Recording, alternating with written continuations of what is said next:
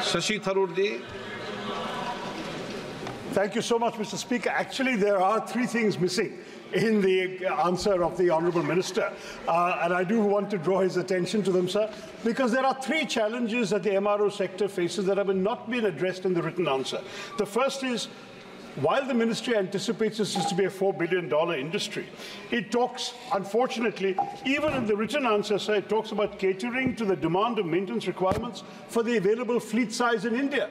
What about ambition for the international fleet, sir? There are many, many international airlines that could stop in India. For example, Tiruvananthapuram is on the route between Europe and Oceania and Southeast Asia. We would be able to offer MRO facilities there, but in fact, you are not. Our standards in India are not recognized by the European authorities, and therefore we are not able to integrate. We need to harmonize our regulatory system to meet the global standards. Secondly, sir, that as my honourable colleague Dushyant has mentioned, the industry has not been integrating well into established value chains that involve the OEMs, and this is creating a problem with internationally recognized airline operators and globally recognized MRO entities. And the third concern, sir, is you've mentioned various incentives, but you've said nothing about whether we can include MROs under production-linked incentives, the PLI scheme of the government.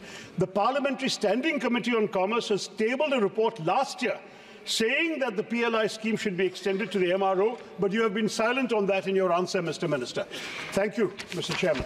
Oh, one more thing, sir. Tiruvananthapuram, as I said, is such an ideal location, but we hear that the Air India MRO hangar there, they are apparently planning to exit from there. What incentives can you offer so that existing hangars survive rather than only opening new ones? Sir, the honourable member has mentioned three different points, and the first one is regarding harmonizing with the international bodies, and especially as mentioned about EASA, which is the European equivalent of DGCA, which is there with us, and FAA, which is the American equivalent of DGCA.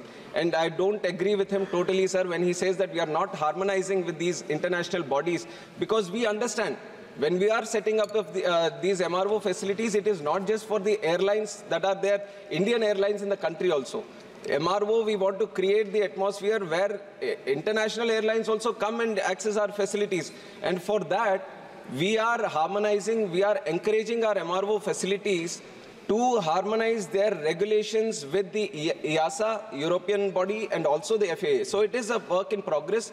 And I have also mentioned that Boeing and Airbus, they are also into this MRO sector. So when these international bodies come into play, definitely they bring in all the regulations which are recognized globally. So definitely your point is well taken, but I don't totally agree when you say that we are not working in that direction. It is a work in progress. It is definitely doing.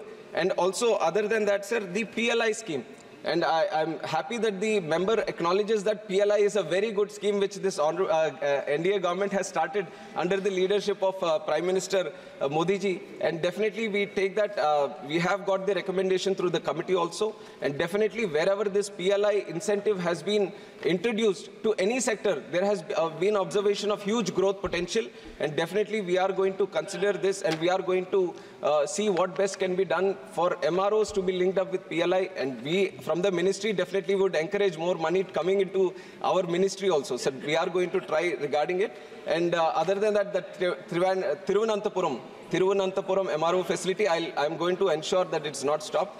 Any support that is required from our ministry, we are going to provide so that the MRO goes forward. Thank you. Thank you.